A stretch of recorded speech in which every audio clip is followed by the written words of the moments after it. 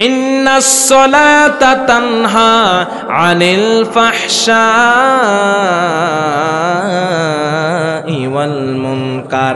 এই যে আল্লাহ বললেন নামাজ মানুষকে যাবতীয় খারাপ কাজ থেকে বিরত রাখে।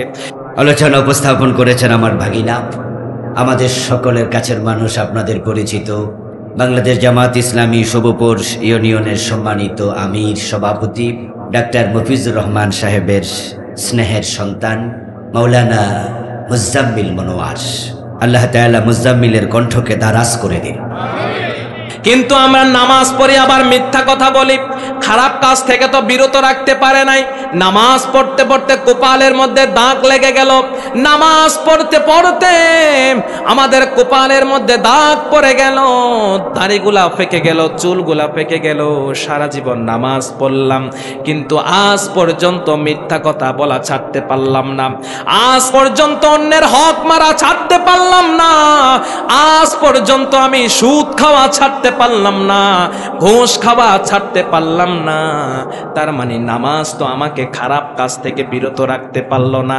রব্বুল আলামিন সূরা বাকারার 186 নম্বর আয়াতের মধ্যে বলেন, وَإِذَا سَأَلَكَ عِبَادِي عَنِّي فَإِنِّي قَرِيبٌ أُجِيبُ دَعْوَةَ الدَّاعِ إِذَا دَعَانِ فَلْيَسْتَجِيبُوا لِي وَلْيُؤْمِنُوا بِي لَعَلَّهُمْ يَرْشُدُونَ। রব্বুল আলামিন বলেন, আর আমার বান্দীগণ যখন আমার সম্পর্কে আপনাকে জিজ্ঞেস করে, আল্লাহ রব্বুল আলামিন রাসূলকে উদ্দেশ্য করে বলেন, ও নবী, আমার বান্দাগণ, আমার বান্দীগণ যখন আপনাকে আমার সম্পর্কে জিজ্ঞেস করে আমি কোথায়, নিশ্চয় আমি অতি নিকটে, আমি বান্দার অতি অতি এবং অতি নিকটে। সুবহানাল্লাহ। আহ্বানকারী যখন আমাকে আহ্বান করে, আমি তার আহ্বানে সাড়া দেই, কাজে তারাও আমার ডাকে সাড়া দিক আর আমার প্রতি ঈমান আনুক, যাতে তারা সঠিক পথে চলতে পারে। সুবহানাল্লাহ। রব্বুল আলামিন বলেন, আহ্বানকারী আমাকে সাড়া দেক, তারা আমাকে ডাকুক। বান্দা যখন আমাকে ডাকবে আমি বান্দার ডাকে সাড়া দিয়ে দেই। সুবহানাল্লাহ বলেন। আল্লাহ নিজেই বলেন, এই বান্দা যখন আমাকে ডাকবে আমি বান্দার ডাকে সাড়া দেই। বান্দার কি প্রয়োজন এই দুনিয়ার কেউ আমাকে দিতে পারে না। রাতের বেলা যদি বিপদে পড়ে যায়, রাত 3টায় 4টায় যখন আপনি বিপদে পড়ে যাবেন, তখন আপনার ডাক্তার নাই, আপনার নেতা নাই, আপনার মা নাই, বাবা নাই, এই গভীর রাতে আপনাকে সহযোগিতা করবে। খাটের মধ্যে একা একা শুয়ে আছেন, এতটাই অসুস্থ অবস্থায় আছেন, এতটাই বিপদগ্রস্তের মধ্যে অবস্থায় আছেন। আল্লাহ বলেন, ওই কঠিন অবস্থার মধ্যে আমার বান্দা যখন আমাকে ডাকবে আমি আল্লাহ আমার বান্দার ডাকে সাড়া দিয়ে দে। সুবহানাল্লাহ। ফাযকুরুনি আযকুরকুম ওয়াশকুরুলি ওয়ালা তাকফুরুন।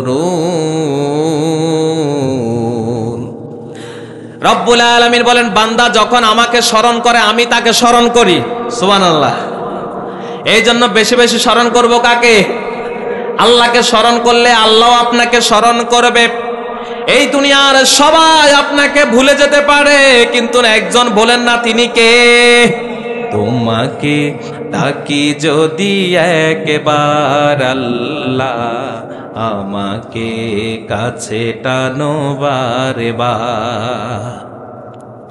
তোমাকে ডাকি যদি একবার আল্লাহ, আমাকে কাছে টানো বারে বার। যদি পথ ভুলে যাই আমাকে দিও ঠাই, যদি পথ ভুলে যাই আমাকে দিও ঠাই, দিও দিশা এইটুকু আবদার আল্লাহ, আমাকে কাছে টানো বারে বার। দুনিয়ার বুকে আমি এক মুসাফির, বুনে যাই প্রতিদিন গুনাহের জাল, স্বপনেরা দল বেঁধে রাতে করে ভিড়, আসবে কি কাঙ্ক্ষিত সোনালি সকাল, হয়ে গেলে পেরেশান ও আমার রহমান, হয়ে গেলে পেরেশান ও আমার রহমান, জিকিরেই হতে দিও একাকার আল্লাহ, আমাকে কাছে টানো বারবার। আমিন বলেন। এই জন্য বেশি বেশি স্মরণ করব কাকে? আল্লাহকে স্মরণ করবেন, আল্লাহ আপনাকে দান করবে। আল্লাহর কাছে কি চাইবেন? আল্লাহ আপনাকে দিবে। সন্তান চান, আল্লাহর কাছে চান। রিজিক চান, আল্লাহর কাছে চান। আপনার চাকরির দরকার, আল্লাহর কাছে চান। অর্থের দরকার, আল্লাহর কাছে চান। আপনার ক্ষমতা দরকার, আল্লাহর কাছে চান। কারণ আল্লাহ রাজা বানায়, সে আল্লাহ আবার ফকির বানায়। আল্লাহ মানুষকে ক্ষমতায় বসায়, সে আল্লাহ আবার মানুষকে ক্ষমতা থেকে নামিয়ে দেয়। ঠিক কিনা? সকল ক্ষমতার মালিক কে? আসেন আল্লাহ রাব্বুল আলামিন কি বলেছেন? সংক্ষিপ্ত সময় কথা বলবো আজকে নামাজ সম্পর্কে, কারণ আমাদের জীবনের সবচেয়ে গুরুত্বপূর্ণ বিষয় হলো নামাজ। আমাদের দিন শুরু হয় নামাজ দিয়ে, আবার যখন দিন শেষ হয়ে যায় ঘুমাতে যাব, সারা দিনের ব্যস্ততা শেষ করে আমরা যখন আবার ঘুমাতে যাব, ঘুমানোর সময় সেই নামাজ দিয়ে শেষ হয়। ঠিক না? পশু পাখি সবাই যখন ঘুমিয়ে যায়, মানুষ যখন ঘুমায় থাকে, তখন একটা আওয়াজ আসে। আওয়াজের নাম কি? আল্লাহু আকবার। চারদিকে প্রকম্পিত করে এই আওয়াজটি আসে, হাইয়া আলাস সালাহ, হাইয়া আলাল ফালাহ। হাইয়া আলাস সালাহ তো কি? নামাজের দিকে আসো, নামাজের দিকে আসো। আল্লাহ জানে মানুষকে নামাজের দিকে ডাকলে সে আসবে না, তাই তার জন্য কিছু লোভনীয় অফার দরকার। অফারটা কি? হাইয়া আলাল ফালাহ। ফালাহ তো কি? জিলাপি। ফালাহ তো কি? বলে জিলাপি মানে, ফালাহ তো কল্যাণ। এ কল্যাণ মানে কি? জিলাপি। কল্যাণ মানে টাকা, কল্যাণ মানে খাওয়ার, কল্যাণ মানে ধন সম্পদ। এই জন্য আল্লাহ বলেন হাইয়া আলাল ফালাহ। শুধু নামাজেই নয়, তুমি যদি নামাজের দিকে আসো, এই নামাজের মধ্যে যাবতীয় কল্যাণ তোমার জন্য আমি আল্লাহ রেখে দিয়েছি। সুবহানাল্লাহ। এই জন্য আসুন আজকে নামাজ সম্পর্কে কিছু কথা শুনি। রব্বুল আলামিন আনকাবুতের 45 নম্বর আয়াতের মধ্যে বলেন, উতলু মা উহিয়া ইলাইকা মিনাল কিতাব। রব্বুল আলামিন রাসূলকে বলেন, ও রাসূল, এই কিতাবের মধ্যে যা আছে তা আপনি তেলাওয়াত করুন। ওয়া আকিমিস সালাত, আর আপনি নামাজ কায়েম করুন। ইন্নাস সালাতা তানহা আনিল ফাহশাই ওয়াল মুনকার। এবার রব্বুল আলামিন বলেন, ও রাসূল, আপনি নামাজ কায়েম করুন। এই নামাজ কায়েম করার পরে নিশ্চয় নামাজ মানুষকে যাবতীয় খারাপ কাজ থেকে বিরত রাখে। সুবহানাল্লাহ। তাহলে যাবতীয় খারাপ কাজ থেকে বিরত রাখে কিসে? নামাজ। নামাজ আমাদেরকে সব খারাপ কাজ থেকে বিরত রাখে। এখন বলতে পারেন নামাজ তো পড়ি, কই নামাজ তো খারাপ কাজ থেকে বিরত রাখে না। নামাজ পড়ে সুদ খায়, আছে না নাই? নামাজ পড়ে ঘুষ খায়, আছে না নাই? নামাজ পড়ে আরেকজনের আইল কাটে, জমি বড় করে, আছে না নাই? নামাজ পড়ে আরেকজনের জমি থেকে ধান চুরি করে, এরকম ভালো মানুষ আছে না নাই? ভালো মানুষ। নামাজ পড়ে জীবনের সব খারাপ কাজও করে, এরকম মানুষের সংখ্যা কম নয়, অনেক বেশি। কারণ যেই মানুষগুলো নামাজ পড়ে, শুক্রবারে দেখবেন প্রত্যেকটা মসজিদের মধ্যে শত শত মানুষ, কোথাও হাজার মানুষ, কোথাও লক্ষ মানুষ। এই মানুষগুলা শুক্রবারে সবাই একসাথে জুমার দিন নামাজ পড়ে। এই মানুষগুলা যদি নামাজ পড়ার পরে তারা চিন্তা করত আমি নামাজ পড়েছি, আর আল্লাহ বলেছেন ইন্নাস সালাতা তানহা আনিল ফাহশাই ওয়াল মুনকার। এই যে আল্লাহ রাব্বুল আলামিন বললেন নামাজ পড়লাম, আবার নামাজ যাবতীয় খারাপ কাজ থেকে আমাকে বিরত রাখবে। আমি আজকে থেকে আর কোনো খারাপ কাজ করব না, আর কোনো মিথ্যা কথা বলবো না, আর সুদ খাবো না, ঘুষ খাবো না, আর অন্যের হক মেরে খাবো না। প্রত্যেকটা নামাজে যদি এই সিদ্ধান্ত নিতে পারতো আজকে থেকে আমি আর খারাপ কাজ করব না। বাংলাদেশে কোনো নির্বাচন লাগে না, এমনিতেই কোরআনের শাসন চলতো, ঠিক না? কারণ আমরা নামাজিরাই ঠিক নাই। আর নামাজ কেন আমাদেরকে খারাপ কাজ থেকে বিরত রাখতে পারছে না, আজকের আলোচনা এটাই। আল্লাহ বললেন ও আকিমিস সালাহ, রব্বুল আলামিন বললেন আপনি নামাজ প্রতিষ্ঠা করেন। কাকে বলছে? রাসূলকে। রাসূলকে বলা মানে আমাদেরকে বলা, ঠিক না? আল্লাহ বলেছেন রাসূলকে ইকরা, রাসূল আপনি পড়ুন। ইকরা, এখানে রাসূলকে উদ্দেশ্য করে আল্লাহ বলেছেন পড়ুন। এখানে শুধু রাসূল একজনকে উদ্দেশ্য করে আল্লাহ বলেছেন ইকরা, এখানে মুখাতাব। কিন্তু এরপরে আল্লাহ রাব্বুল আলামিন আবার কি বললেন? আতিউল্লাহ ওয়ার রাসূল লাআল্লাকুম তুরহামুন, তোমরা আল্লাহ এবং রাসূলের আনুগত্য করো। তার মানে আর রাসূলকে বললেন আপনি পড়ুন, এবার রাসূলকে আমাদের অনুসরণ করতে হবে, তার মানে আমাদেরকেও পড়তে হবে। ওয়া আকিমিস সালাম, ও রাসূল আপনি নামাজ প্রতিষ্ঠা করুন। এটা শুধু রাসূলের একার কাজ নয়, এই দুনিয়াতে রাসূলের যত উম্মত আছে, যত মুমিন মুসলমান আছে, সবার জন্য আল্লাহর একটাই নির্দেশ, ওরা তোমরা সবাই আকিমিস সালাত, তোমরা সবাই নামাজ প্রতিষ্ঠার কাজে মনোযোগ দাও। সুবহানাল্লাহ। নামাজ পড়া হলো একটা, প্রতিষ্ঠা হলো আরেকটা। নামাজ পড়া আর প্রতিষ্ঠা এক নয়। আমরা সবাই মিলে নামাজ পড়লাম, নামাজ পড়ার কথা আল্লাহ কোরআনে বলেছেন একবার। কয়বার? কোথায় আছে? সূরা কাউসার, ফাসাল্লি লিরাব্বিকা ওয়ানহার। ও রাসূল আপনার রবের জন্য নামাজ পড়ুন, আপনার রবের উদ্দেশ্যে নামাজ পড়ুন, আর নামাজ কায়েম করুন। আকিমিস সালাহ, আকামুস সালাহ, ইউকিমুনাস সালাহ, এইভাবে আল্লাহ রাব্বুল আলামিন পবিত্র কোরআনে শুধু নামাজ প্রতিষ্ঠার কথা বলেছেন 82 বার। সুবহানাল্লাহ। তো পড়া বেশি না প্রতিষ্ঠা বেশি? প্রতিষ্ঠা বেশি। তো এই নামাজ আবার প্রতিষ্ঠা করবে কি? আপনি পারবেন? আপনার দ্বারা তো নামাজ প্রতিষ্ঠা সম্ভব না, আমার দ্বারা সম্ভব না। এই পুরো ছোট দলুয়া ফকিরহাট গ্রামবাসী সবার দ্বারা নামাজ প্রতিষ্ঠা সম্ভব নয়। পুরো শুভপুর ইউনিয়ন নয়, পুরো থানার মানুষ দ্বারাও নামাজ প্রতিষ্ঠা সম্ভব নয়।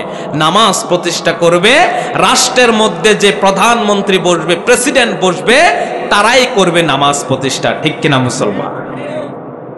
আগামীকাল থেকে যদি প্রধান উপদেষ্টা বা প্রধানমন্ত্রী ঘোষণা দিয়ে দেয় বাংলাদেশের যে যেখানে নামাজের সময় বাজারে থাকবে, নামাজের সময় দোকানে থাকবে, সেনাবাহিনীকে নির্দেশ দিবে পিটাও, পিটিয়ে তাদেরকে মসজিদের মধ্যে ঢুকাও, একটা মানুষও যেন মসজিদের বাহিরে না থাকে।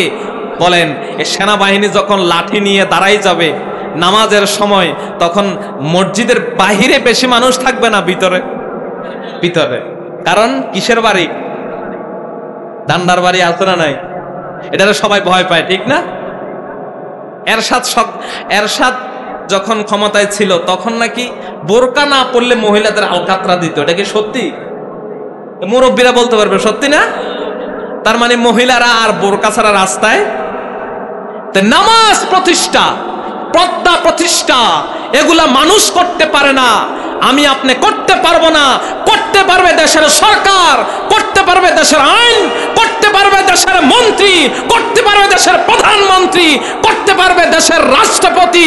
এই জন্য যেই দেশের রাষ্ট্রপতি, যেই দেশের প্রধানমন্ত্রী, যেই দিকের বেশিরভাগ মন্ত্রীরা থাকবে মুসলমান, পাক্কা মুসলমান, কোরআন প্রেমিক মুসলমান, ওই দেশে অটোমেটিক নামাজ প্রতিষ্ঠা হয়ে যাবে। ঠিক কিনা মুসলমান?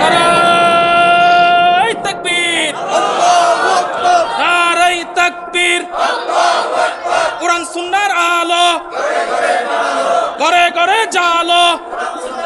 এই জন্য আমার প্রিয় বন্ধুরা, রব্বুল আলামিন এই জন্য ফাসাল্লি লিরাব্বিকা ওয়ানহার, কোরআনে শুধুমাত্র একবার বলেছেন নামাজ পড়ো, আর আকিমুস সালাত প্রায় 82 বার বলেছেন নামাজ প্রতিষ্ঠা করো।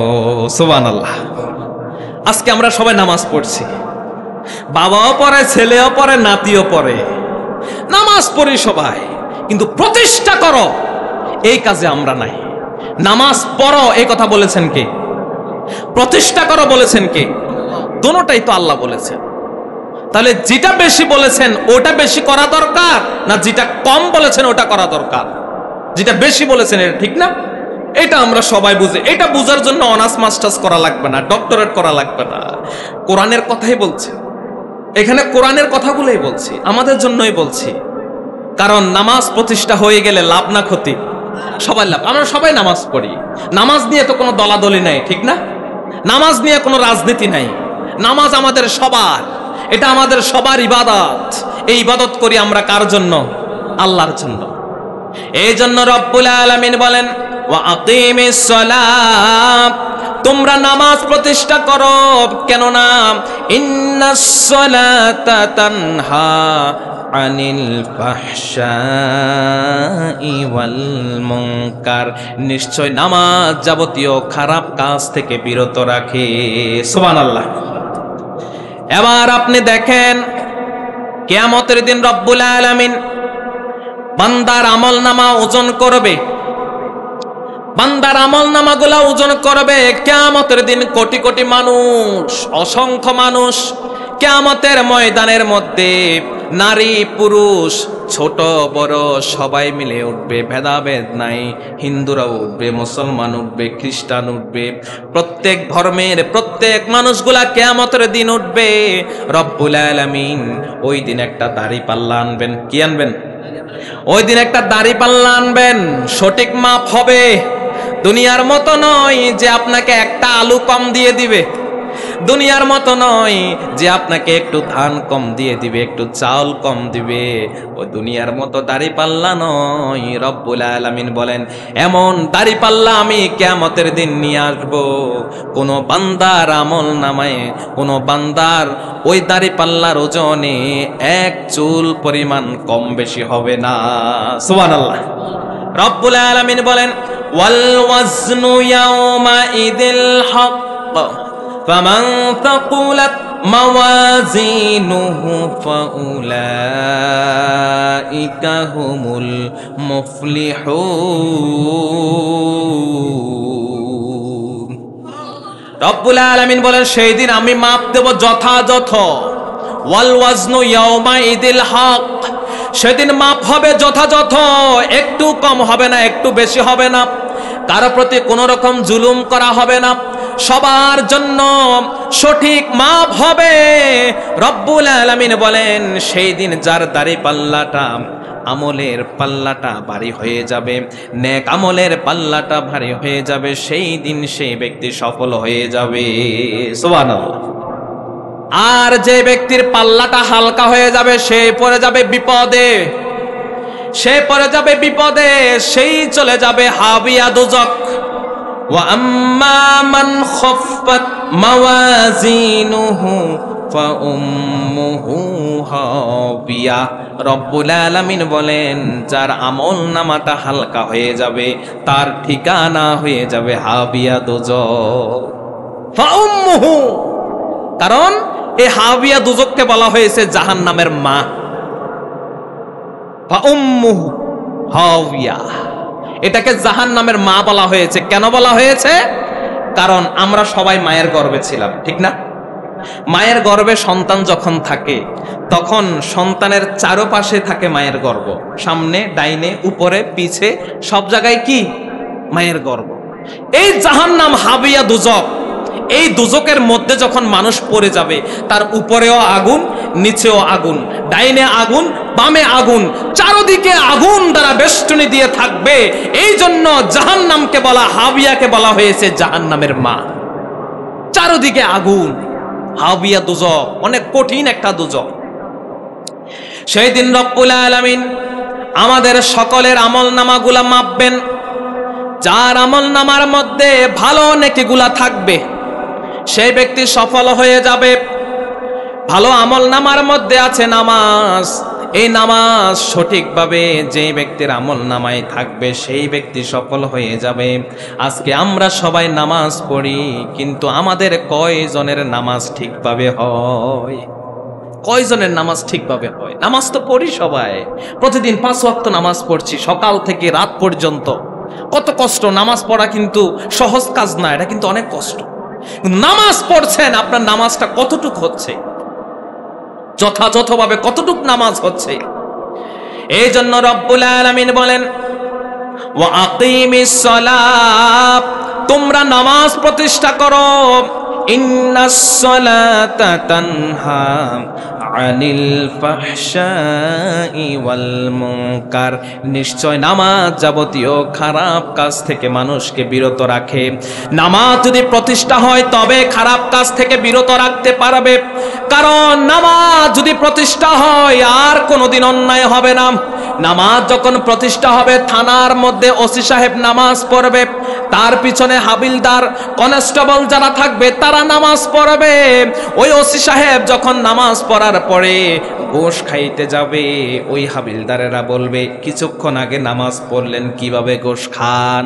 এইভাবে প্রশ্ন করবে। মন্ত্রী যখন নামাজ পড়বে, এমপি যখন তার নেতা কর্মীদেরকে নিয়ে নামাজ পড়বে, নেতা যখন নামাজ পড়বে, সংসদের মধ্যে প্রধানমন্ত্রী হয়ে যাবে ইমাম, তার পিছনে এমপিরা হয়ে যাবে মুসল্লি। সবাই যখন নামাজ পড়বে, ওই প্রধানমন্ত্রী আর দেশের হাজার হাজার কোটি টাকা দুর্নীতি করে মালয়েশিয়া কানাডায় বাড়ি করতে পারবে না, ঠিক কিনা? কারণ আর দুর্নীতি করতে পারবে না। প্রেসিডেন্ট যখন নামাজ পড়াবে তিনি আর দুর্নীতি করতে পারবেন না। চেয়ারম্যান যখন নামাজ পড়াবেন, চেয়ারম্যান যখন নামাজ পড়াবেন, ইউনিয়ন পরিষদের ভিতরে মেম্বারগণ যখন পিছন দিয়ে নামাজ পড়বে, ওই চেয়ারম্যান যখন দুর্নীতি করতে যাবে, মেম্বাররা বলবে এই তো আপনি নামাজ পড়লেন, আবার কেন চুরি করেন? আর কেউ চুরি করতে পারবে না। এই জন্য আল্লাহ রব্বুল আলামিন বলেন ওয়া আকিমিস সালাহ, তোমরা নামাজ প্রতিষ্ঠা করো। কারণ ইন্নাস সালাহ তানহা আনিল ফাহশাই ওয়াল মুনকার, নামাজ মানুষকে যাবতীয় খারাপ কাজ থেকে বিরত রাখে। সুবহানাল্লাহ। এখন এই নামাজ প্রতিষ্ঠা করবে কে? আজকে 54 বছর বাংলাদেশ স্বাধীন হয়েছে। খুব মনোযোগ দিয়ে শোনেন, 54 বছর বাংলাদেশ স্বাধীন হয়েছে। এই 54 বছরে কত প্রধানমন্ত্রী রাষ্ট্রপতি আইলো আর গেল, ঠিক না? কয়জন হিন্দু ছিল? একজনও ছিল? যতজন প্রধানমন্ত্রী হয়েছে 54 বছরে প্রত্যেকে মুসলমান না? যতজন রাষ্ট্রপতি হয়েছে সবাই মুসলমান না? বেশিরভাগ মন্ত্রী এমপি সবাই মুসলমান না? তাহলে আজ পর্যন্ত সংসদের মধ্যে কোরআন দ্বারা দেশ চলেছে কয়দিন? বলেন না, একদিনও চলে নাই। দোষ কার? দোষ কি আমাদের না? দোষ আমাদের, হিন্দুদের দোষ। ওরা আছে 3 থেকে 4%, খ্রিস্টান 1%ও হবে না, খ্রিস্টান বৌদ্ধ ওরা 0.5 0.3 এমন। আমরা 92 মুসলমানের দেশ, 54 বছর দেশ চালালাম আমরা স্বাধীনতার পরে। আজ পর্যন্ত এই দেশে নামাজ প্রতিষ্ঠা হলো না। আজ পর্যন্ত এই দেশে নামাজ না পড়লে কোন সরকার আজ পর্যন্ত পিটিয়ে মসজিদের মধ্যে ঢুকালো না।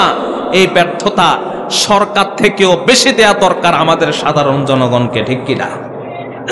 কারণ সরকার বানায় কারা? আমরা বানাই না? এই যে এখানে ভোট হয় না, আর হইব তো সামনে, টেনশন করেন না, ভোট হবে ইনশাল্লাহ বলেন। আর ভোট এবার দিতে পারবেন। আমিও তো ভোট 3 বার দিতে পারি না, 3 বার ভোট দেওয়ার মতো যোগ্য হয়েছিলাম, দিতে পারি নাই। সব কপালের দোষ, ঠিক না? কারণ আমরা পাইছি এমন। কারণ আমরা যদি আগে থেকে যদি এই মুরব্বীরা, আমরা তো বাচ্চা মানুষ, এই মুরব্বীরা যদি আগে থেকে যদি আপনারা বলতেন না আমরা একটা ইসলামী সরকার চাই, যে সরকার নামাজ প্রতিষ্ঠা করবে, যে সরকার কোরআন দ্বারা দেশ চালাবে, তাহলে আজকে আমরাও ভোট দিতে পারতাম, ঠিক কিনা যুবক ভাইরা? দোষ কার? সব মুরব্বীদের, আমাদেরও আছে, ঠিক না? ইনশাআল্লাহ আমরা সামনে নামাজি সরকার চাই। সুবহানাল্লাহ বলেন। চান তো? যে সরকারে হোক, যে সরকারে ক্ষমতায় আসুক, আমরা চাই ওই সরকার নামাজ প্রতিষ্ঠা করবে। কথা কয় না? যেই সরকারে ক্ষমতায় আসুক, আমরা চাই ওই সরকার কোরআন দ্বারা দেশ চালাবে। আপত্তি আছে? কার কার আপত্তি? ইসলামী শরিয়া অনুযায়ী দেশ চলবে, ইসলামী শরিয়া অনুযায়ী সংসদ চলবে, ইসলামী শরিয়া অনুযায়ী বিচার করবে, চোর ধরে হাত কেটে দিবে, ডাকাত ধরে শুলে চড়াবে, জিনাকারী ধরে বেত্রাঘাত করবে। ও মুসলমান, কেউ যদি দ্বিমত করে ওই ব্যক্তির ঈমান আর থাকে না, ঠিক কিনা মুসলমান?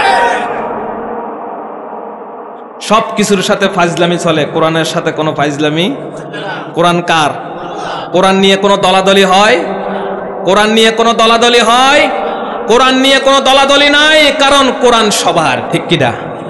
কোরআন সব দলের, সব মানুষের। কোরআন যেমন ফকিরহাট তলুয়ার, কোরআন আবার শুভপুরের। কোরআন যেমন 14 গ্রামের, কোরআন আবার সদর দক্ষিণের। কোরআন যেমন কুমিল্লার, কোরআন আবার ঢাকা, ঠিক কিনা? একটাই তো নাকি? নাকি কুমিল্লার কোরআন আলাদা, ঢাকার কোরআন আলাদা? সব এক না? তাহলে কোরআন আমাদের সবার। সুবহানাল্লাহ বলেন। আমাদের প্রভু কয়জন? আমাদের রাসূল কয়জন? কিয়ামত ময়দান কয়টা হবে? কাবা কয়টা? তাহলে আমরা এত দ্বিধা বিভক্ত কেন? আমরা এক হতে পারি না? আমাদের প্রভু এক নবীর উম্মত, জীবন বিধানে ওই শিবানী কোরআন। তবে কেন এক নাও হে মুসলমান, এক হও এক হও করিয়া হবান। বাইতুল্লাহ এক, মদিনা শরীফ এক, উহুদ পাহাড় এক, হাসরের মাঠে একটা তো জীবন আর মরণ তো একটাই, একটা তো জীবন আর মরণ তো একটাই। সকলের তরে আছে একই সম্মান, তবে কেন এক না হে মুসলমান, এক হও এক হও করিয়া হবান। আমিন বলেন। আমরা এক হতে চাই, ঠিক কিনা? এই কোরআন আমাদের আর কোনো দ্বিধা বিভক্ত। আমরা সবাই শরিয়া আইন চাই। বাংলাদেশে এমন একটা আইন চাই যে আইনের কারণে আর কোনোদিন চুরি থাকবে না, আর কোনোদিন এই দেশের হাজার কোটি লক্ষ কোটি টাকা চুরি করে এই দেশকে আর কেউ দেউলিয়া বানাতে পারবে না, ঠিক কিনা? এই দেশের টাকা চুরি হয়ে গেলে মানে আমার পকেট থেকে যাওয়া, এই দেশের টাকা চুরি হওয়া মানে আপনার পকেট থেকে যাওয়া, কি ঠিক না? সবার পকেট থেকে যাওয়া। তাই আমাদের টাকা আর আমরা চুরি হতে দিতে, এই জন্য নামাজ যদি প্রতিষ্ঠা হয়ে যায় আর চুরিও থাকবে না। আর নামাজ প্রতিষ্ঠা করবে কারা? রব্বুল আলামিন বলে দিয়েছেন। নামাজ প্রতিষ্ঠা করবে কারা? দেখেন আল্লাহ রব্বুল আলামিন কি বলেন। এটা আমারও দায়িত্ব নয়, আপনার দায়িত্ব নয়, এই দায়িত্ব রব্বুল আলামিন যে রাষ্ট্রপ্রধান থাকবে, যে ব্যক্তি দেশ চালাবে, সেই ব্যক্তিকে বলে দিয়েছেন। রব্বুল আলামিন বলেন আল্লাযীনা مكناهم في الأرض أقاموا الصلاة وآتوا الزكاة وأمروا بالمعروف ونهوا عن المنكر রব্বুল আলামিন বলেন আমি যাকে ক্ষমতা দান করব এই জমিনের মধ্যে প্রতিষ্ঠা দান করব কোরআন থেকে বলছি মনোযোগ দেন আল্লাযীনা ইম্মাক্কান্নাহুম ফিল আরদ আল্লাহ বলেন এই জমিনের মধ্যে যাকে আমি ক্ষমতা দান করব যাকে আমি প্রতিষ্ঠা দান করব সেই ব্যক্তির জন্য আমি 4টা কাজ রেখে দিলাম কয়টা আকামুস সালাহ প্রথম কাজ হলো নামাজ প্রতিষ্ঠা করবে ওয়া আতাউজ যাকাত দ্বিতীয় কাজ হলো যাকাত দান করবে তৃতীয় কাজ হলো সৎ কাজের আদেশ দিবে ওয়া আমারু বিল মা'রুফ ওয়া নাহাউ আনিল মুনকার চতুর্থ নাম্বার কাজ হলো অসৎ কাজ থেকে মানুষকে নিষেধ করবে 4টা কাজ প্রথম কাজ হলো নামাজ প্রতিষ্ঠা করা দ্বিতীয় কাজ হলো যাকাত প্রদান করা 3 নাম্বার কাজ হলো সৎ কাজের আদেশ দেয়া 4 নাম্বার কাজ হলো অসৎ কাজ থেকে মানুষকে নিষেধ করা সুবহানাল্লাহ বাংলাদেশের সরকার প্রধানরা কয়টা করে এই আমরা এত রক্ত দিয়ে এত বিপ্লব করে এখন ডক্টর ইউনূসকে বসালাম ঠিক না ডক্টর ইউনূস ক্ষমতায় আইসে নামাজ প্রতিষ্ঠা করছে করে নাই যাকাত দিছে সৎ কাজের আদেশ অসৎ কাজের নিষেধ কিছুই নাই যে লাও আর কন্যা কি কদু ছিলেন না যে লাও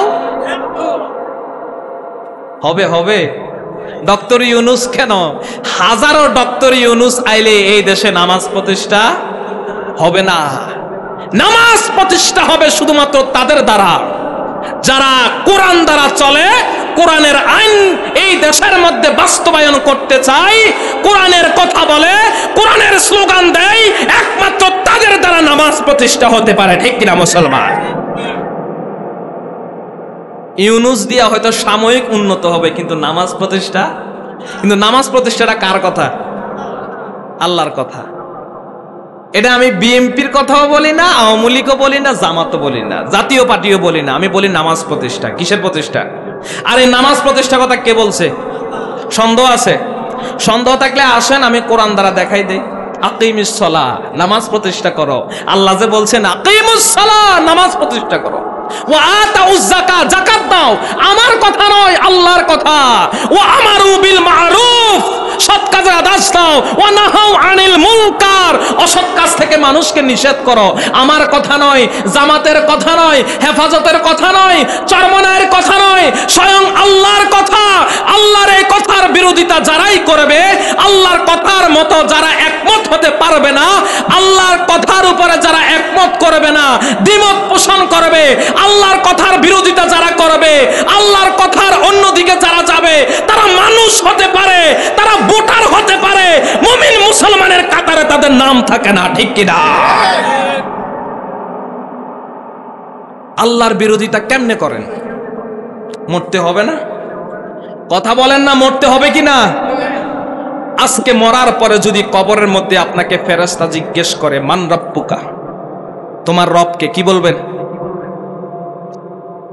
ওমান দীনুকা তোমার দিন কি বলবেন ইসলাম বলতে পারবেন না তো আসবে না আপনি জানলেও আসবেন আপনি বলতে পারবেন না কারণ আপনি তো ইসলামের পথে চলেন নাই ইসলামের কথা বলেন নাই এই দেশের মধ্যে ইসলাম প্রতিষ্ঠার কাজে থাকেন নাই কিভাবে বলবেন আমার রব আল্লাহ কিভাবে বলবেন আমার দিন ইসলাম কিভাবে বলবেন আমার নবী মুহাম্মদ সাল্লাল্লাহু আলাইহি ওয়াসাল্লাম কিভাবে বলবেন উত্তর দেন পারবেন না তো কারণ এই কাজে আমি ছিলাম না তো এই জন্য আমার প্রিয় বন্ধুরা আপনাদেরকে অখুশি করার জন্য বলি নাই কোরআনের কথাগুলাই বললাম আবার রব্বুল আলামিন বলেন আমি যাকে ক্ষমতা দান করব সেই ব্যক্তি নামাজ প্রতিষ্ঠা করবে বিএনপি ক্ষমতায় আসুক কোনো আপত্তি নাই আসুক না তবে নামাজ প্রতিষ্ঠা আমরা চাই কি আমরা চাই নামাজ প্রতিষ্ঠা যাকাত প্রদান ঠিক কি না ক্ষমতায় আসতে তো আমাদের আপত্তি নাই যে আসুক সবাই তো মুসলমান না কিন্তু আমরা চাই যারাই ক্ষমতায় আসুক দেশ চলবে না দেশ চলবে, এখানে কোনো দ্বিমত হয় নাই। এবার বুঝছেন তো? এবার খুশি? এবার খুশি সবাই, মাশাআল্লাহ। তাই আমরা চাই কোরআন দ্বারা দেশ চলুক। দেখবেন কোরআন দ্বারা দেশ চলবে, চোর নাই। কোরআন দ্বারা দেশ চলবে, ডাকাত নাই। কোরআন দ্বারা দেশ চলবে, সন্ত্রাস নাই। সবাই আরামায় এসে ঘুমাবেন। আপনার ঘরের গরু আসেনি? ঘরের মধ্যে গরু যদি থাকে, চোর যদি আওয়ামী লীগ করে, আওয়ামী লীগের ঘরে কোনোদিন চুরি করে না, কি ঠিক? চোর যদি জাতীয় পার্টি করে, জাতীয় পার্টির নেতার ঘরে কোনোদিন চুরি করে না, করে? কারণ চোরে কি মানে কোনো ধর্মের কাহিনী? চোরে যেটা পায় ওইটাই লাভ। কোন দল কে করে হে কি এটা বাঁচে না। তো কোরআনের আইন যদি হয়ে যায়, তার মানে আমাদের সবার গরু রক্ষা পাবে, কথা কন না? কোরআনের আইন যদি হয়ে যায়, সবার ছাগল রক্ষা পাবে, সবার হাঁস মুরগি রক্ষা পাবে। তো সবার লাভ না? নির্দিষ্ট কোনো দলের লাভ না, সবার লাভ, সবার লাভ। এই জন্য রব্বুল আলামিন বলেন, যাকে ক্ষমতা দান করব সেই ব্যক্তির কাজ হলো নামাজ প্রতিষ্ঠা করা। আর ক্ষমতা দেন আল্লাহ। আল্লাহ দুনিয়াতে ক্ষমতা দেন, ক্ষমতা কেউ জোর করে নিতে পারে না। এই যে রব্বুল আলামিন বলেন, কুলিল্লাহুম্মা মালিকাল মুলকি তুতিল মুলকা মান তাশা ওয়া তানজিউল মুলকা মিম্মান তাশা ওয়া তুইজ্জু মান তাশা ওয়া তুযিল্লু মান তাশা। রব্বুল আলামিন বলেন, আমি যাকে চাই তাকে ক্ষমতা দান করি, আর যাকে চাই তাকে আমি ক্ষমতা থেকে নামাই দেই, আর যাকে চাই তাকে আমি সম্মানিত করি, আর যাকে চাই তাকে আমি অসম্মানিত করে দেই। সুবহানাল্লাহ। বিয়াদিকাল খায়র, আল্লাহ বলেন যাবতীয় কল্যাণ আমার হাতে। ক্ষমতা তো আল্লাহই দেন। বাড়ির মালিকের কিছু ক্ষমতা থাকে। বাড়ির মালিক যখন বাড়ি ভাড়া দেয়, ফ্ল্যাট ভাড়া দেয়, সেই ব্যক্তি কিছু নির্দেশনা দিয়ে দেয়, আমার বাড়িতে এই কাজ করা যাবে না, রাতের 11টার মধ্যে বাড়ির ভিতরে ঢুকতে হবে, এমন কিছু নির্দিষ্ট কথা বলে দেয়। আমার বাড়ির রুলসগুলা মেনে চলতে হবে, তারপরে তুমি আমার বাড়িতে ভাড়াটিয়া হিসাবে থাকতে পারবা। আর যদি রুলস না মানো, আমার বাড়িতে ভাড়াটিয়া হিসাবে থাকতে পারবা না। ঠিক রব্বুল আলামিন বলেন, এই দুনিয়াটা আমার, এই জমিন আমার, এই আকাশ আমার, আমারও কিছু রুলস আছে, এই রুলসগুলা তোমাকে মেনে চলতে হবে। ও আমার বান্দা, যদি আমার রুলসগুলা মেনে চলো, যদি আমার নির্দেশিত কথাগুলা মেনে চলো, তবে তুমি আমার মুমিন বান্দাদের কাতারে থাকতে পারবা। আর যদি আমার রুলসগুলা না মেনে চলতে পারো, আমার বান্দার কাতারে তুমি থাকতে পারবা না। সুবহানাল্লাহ।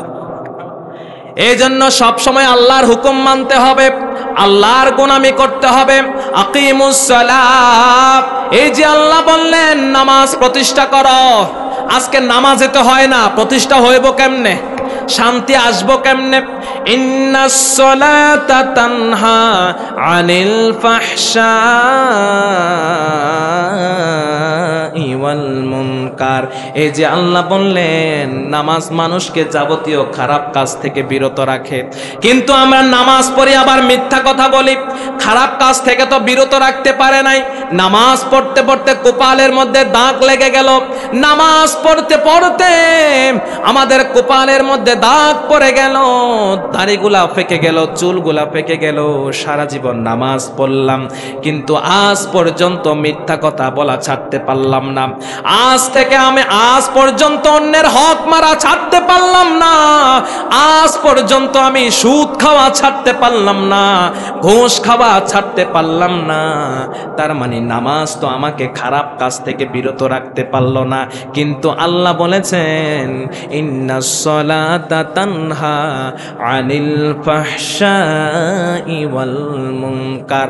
কিন্তু রব্বুল আলামিন বলেন নামাজ মানুষকে যাবতীয় খারাপ কাজ থেকে বিরত রাখে, কিন্তু আমি তো নামাজ পড়ে খারাপ কাজ থেকে বিরত থাকতে পারি না। এই যে আপনাদেরকে কয়েকটি উদাহরণ দিলেই বুঝবেন।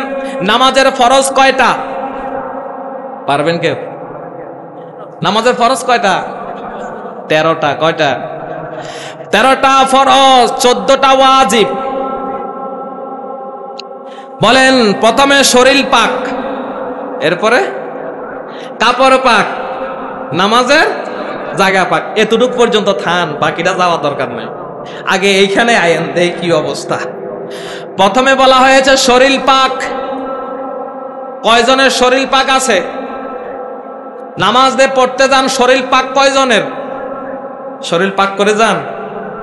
গোসল করে যান তো? কথা কয় না, গোসল করে যান না? তার মানে রাস্তায় যাওয়ার সময়, মসজিদে যাওয়ার সময় যদি কাদা লাগে বা গোবর লাগে, ময়লা লাগে, কি করেন তখন? ধুয়ে পরিষ্কার করেন, কারণ শরীর পাক না হলে নামাজ হবে না, ঠিক না? এবার আসেন পবিত্রতা। বাংলাতে বলে পবিত্রতা, আরবিতে বলে তহারাত। এই যে আপনি পবিত্রতা আল্লাহ বললেন শরীর পাক, এক নম্বরে আসেন কতটুকু আপনার শরীর পাক হলো? তহারাতে বাতিনি, তহারাতে জহিরি। তহারাতে জহিরি হলো ময়লা লাগলো আপনি পরিষ্কার করলেন, আর হলো তহারাতে বাতিনি। তহারাতে বাতিনি হলো আপনি যখন হারাম খেলেন, সুদ খেলেন, গোশ খেলেন, খাওয়ার পরে মাংসের সাথে যখন আপনার শরীরটা মিশে গেল, আপনার হারামগুলা যখন মাংসের সাথে মিশে গেল, হারাম খাবারগুলা যখন রক্তের সাথে মিশে গেল, গোশতের সাথে মিশে গেল, এবার আপনি কোন কোম্পানির সাবান দিয়ে আপনার যে শরীর তৈরি হলো হারাম দ্বারা, সেইটা পবিত্র করবেন? বলেন, কাপড়ে না পরিষ্কার করলেন, আর আপনি শরীরে না পরিষ্কার করলেন, ময়লা লাগছে, কিন্তু হারাম খেয়ে যে গোশত তৈরি হলো, হারাম খেয়ে যে রক্ত তৈরি হলো, হারাম খেয়ে যে হাড় তৈরি হলো, ওটাকে পরিষ্কার করবেন কিভাবে? ওটা পরিষ্কার করা সম্ভব নয়, ওটা পরিষ্কার করা সম্ভব নয়। এই জন্যই তো আমাদের নামাজ কবুল হয় না। আমরা যখন মায়ের পেটে ছিলাম, ৩৪-এর পরে আমাদের রূহ এসেছে। প্রথম ৪০-এ আপনি বীর্য ছিলেন, দ্বিতীয় ৪০-এ রক্তপিণ্ড হয়েছে, চতুর্থ ৪০-এ গোশতপিণ্ড হয়েছে। এরপর থেকে রব্বুল আলামিন রূহের জগৎ থেকে রূহটা নিয়ে এসে আমাদেরকে দিলেন। এরপরে আস্তে আস্তে তার হাত তৈরি হলো, চোখ তৈরি হলো, মাথা তৈরি হলো, পাও তৈরি হলো, একটা পরিপূর্ণ মানুষ আকার ধারণ করলো। 9 মাস 10 মাস পরে বাচ্চাটা যখন দুনিয়াতে আসলো, মায়ের পেটে ওই যে বাচ্চার রূহ আসার পর থেকে রব্বুল আলামিন মায়ের পেটের মধ্যে বাচ্চার খাবার তৈরি করলেন। মায়ের নাভির সাথে বাচ্চার নাভির একটা কানেকশন করে দিলেন, কারণ মায়ের পেটের মধ্যে যে খাবারগুলো, এগুলা হারাম খাবার। ওই যে হায়েজ নিফাসের রক্তগুলা, মায়ের হায়েজ নিফাস রক্ত বন্ধ থাকে, কারণ বাচ্চার পেটে যায় এগুলা, বাচ্চা বেঁচে থাকে। হায়েজ নিফাসের রক্ত বাচ্চার পেটে যাওয়ার পরে বাচ্চা বেঁচে থাকে। এই মুখ দিয়ে আল্লাহ খাওয়ান নাই, কারণ এই বাচ্চাটা যখন দুনিয়াতে ভূমিষ্ঠ হবে, দুনিয়াতে আসবে, এই মুখ দ্বারা আল্লাহকে ডাকবে। এই জন্য রব্বুল আলামিন মায়ের পেটের মধ্যে বাচ্চাকে কোনোদিন হারাম খাওয়ার নাই। আল্লাহ রব্বুল আলামিন এই মুখটাকে হেফাজত করেছেন, বাচ্চার নাভির সাথে মায়ের নাভির কানেকশন করে দিলেন। ওই বাচ্চাটা যখন 9 মাস 10 মাস পরে দুনিয়াতে ভূমিষ্ঠ হয়, বাবা যখন খবর পায় বাজারের মধ্যে বসে আছে, মুন্সিরহাট বাজারে বসে আছে, ফোন গেল তোমার ছেলে হয়েছে, মেয়ে হয়েছে, বাবা আর দেরি করে না, সুদের টাকা দিয়া, বাবা ওই ঘুষের টাকা দিয়া, 300-500 টাকা দিয়া দুধের পোটলা কিনে নিয়ে আসে। কেনার পরে এবার বাচ্চাকে খাওয়ায়।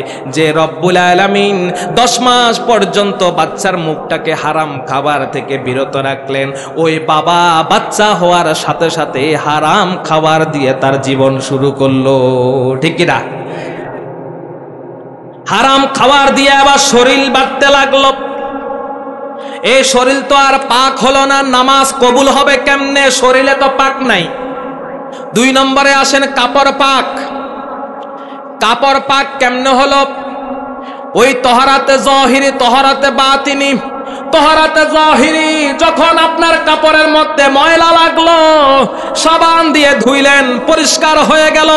ওই কাপড় যখন আপনি সুদের টাকা দিয়ে কিনলেন, যখন আপনি হারাম টাকা দিয়ে কাপড় কিনলেন, ওই টাকার মধ্যে 100 টাকা দিয়ে আপনি জামা কিনলেন, ওই জামার মধ্যে যদি 1 টাকা হারাম ঢুকে যায়, ওই জামা দ্বারা নামাজ পড়বেন, ওই নামাজ আল্লাহর কাছে কবুল হয় না।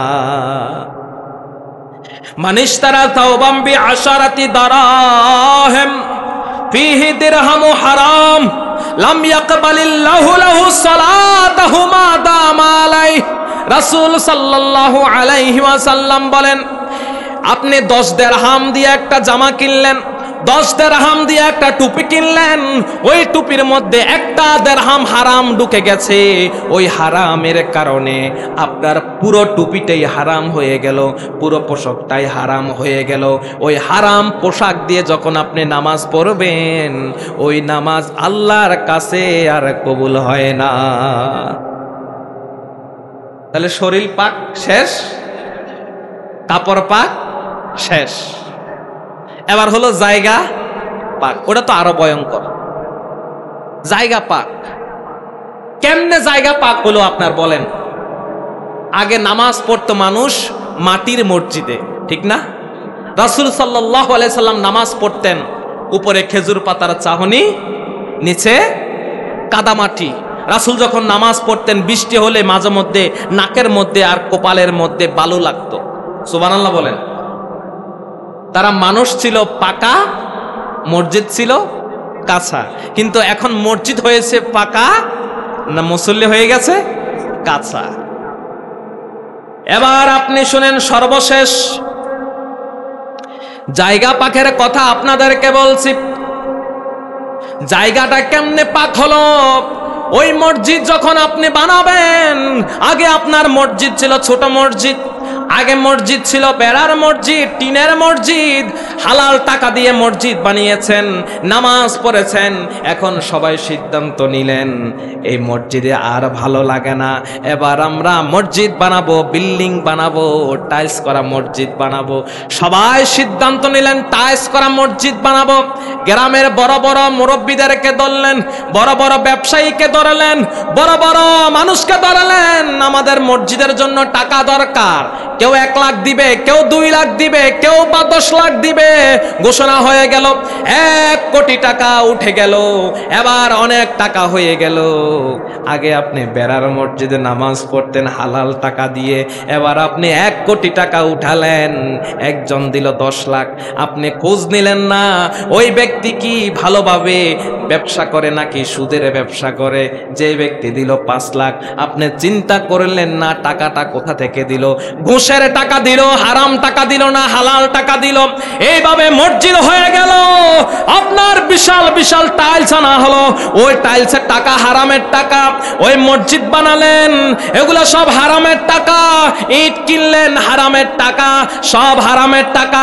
বালু কিনলেন হারাম টাকা, সিমেন্ট কিনলেন হারাম টাকা, ইট কিনলেন হারাম টাকা, টাইলস কিনলেন হারাম টাকা। আপনার জায়গা আর পাক হলো না। নামাজ হলো কেমনে?